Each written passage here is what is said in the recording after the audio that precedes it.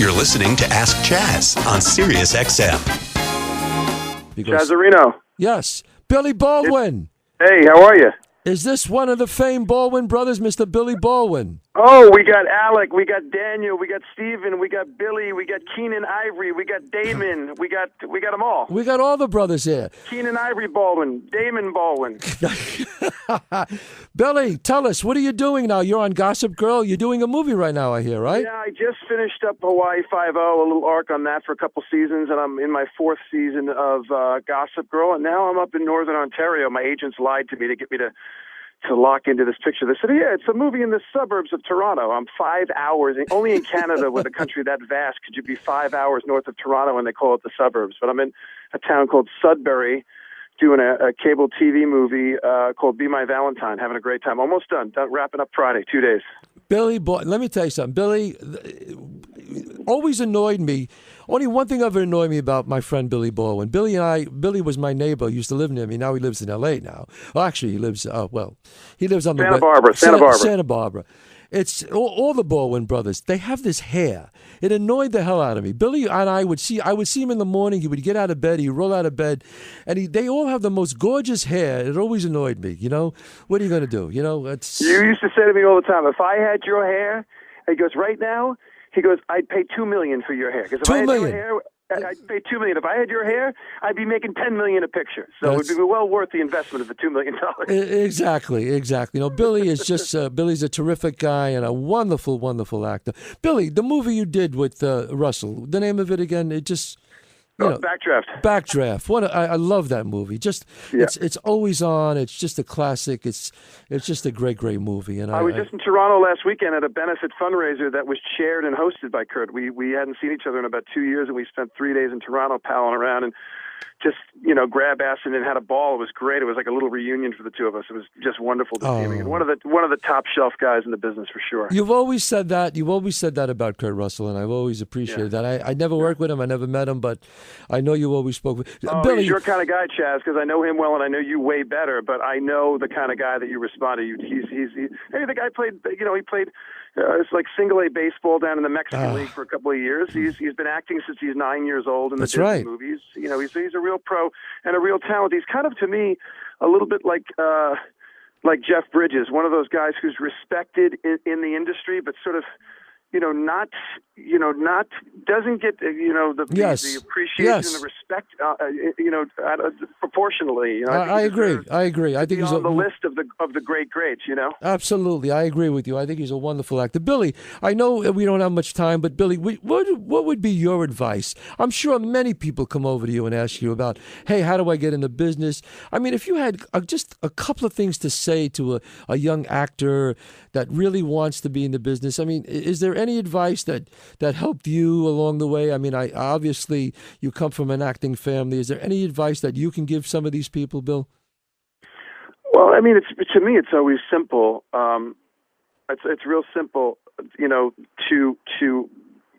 people have asked me that in the past, I try to come up with some magic, with some sort of magic, wand or magic bullet. I got nothing for you other than I really think it's important to be in New York, not in L.A., and I think it's really important at the outset of your career. Yes. When you're studying, before you even have an agent, I think it's really important to be in New York, not in L.A., and to have a career that's rooted in the theater. All the great, Roundabout and Naked Angels and Circle in the Square and Circle Rep and all the great repertory companies in New York, just to have it rooted, even if you're backstage, stitching buttons onto a costume at first.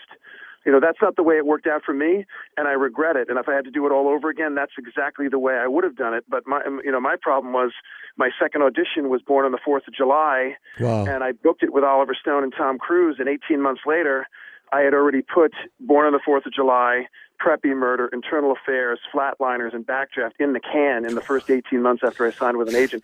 And to be honest with you, I was a little bit in over my head. I didn't show it that much, but if I could go back and do it all over again, I would have done it a little bit differently, and I think it would have been reflected in the work. I think the work would have been a little bit different if I was a little bit of earn my stripes in the theater a little bit more. That's what I definitely would recommend. Well, I think that's excellent advice. You're listening to Billy Baldwin right now on Sirius Radio, Channel 104.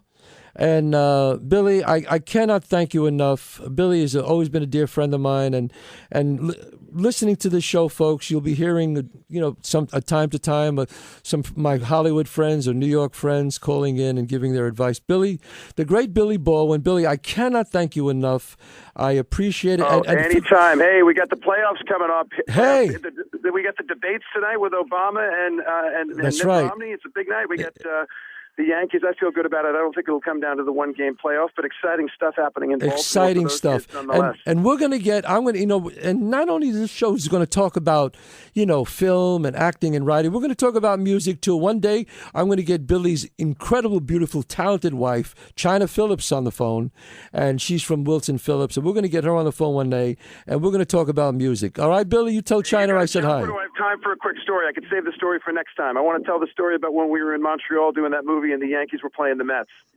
Oh God! Well, that's a die. Well, if you want to do it quickly, go ahead, Billy. Say it quickly. I'll do it real quickly. Go ahead. I'll set it up for you. We're in Montreal doing a movie called One-Eyed King. Great cast: Armand Asante, Bruno Kirby, Chazz Palminteri, Billy Baldwin. Great cast. Jason Gedrick, and we're in the Subway Series, the first Subway Series since the Dodgers played the Yankees in 55 or 57. And the Mets are playing the Yankees. It's like game 3. I think it's like 1-1. It's a nail biter in like the 6th or 7th inning. They're ready with this night exterior. It's like, it's like 10 o'clock at night, and we're in a nail biter in like the 7th inning, and this kid, half the crew is the Mets, half the crew is the Yankees. Chazz is standing under this big giant screen TV in some restaurant that we've commandeered, some sports bar that we've taken over, and this little sweet, innocent PA comes over, and they're like, "Excuse me, guys, they're ready on set, cameras ready, we're ready to go." We're like, "Get out of here." We're all like catcalling this guy, boo, hiss, get out of here, get lost, no way in hell. We got a nail biter in the World Series right now, and we're not going anywhere. I don't want to hear about how much this is costing production right now.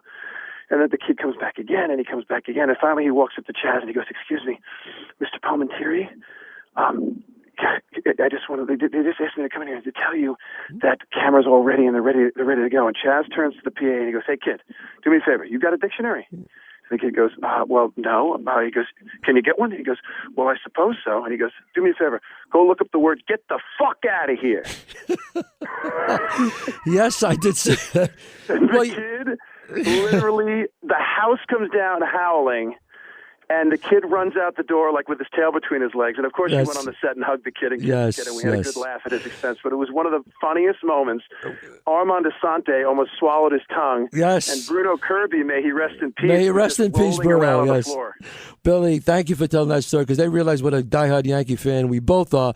But God bless you for calling, Billy. That's been great. We're going to take a break right now, Billy. Thank you very much.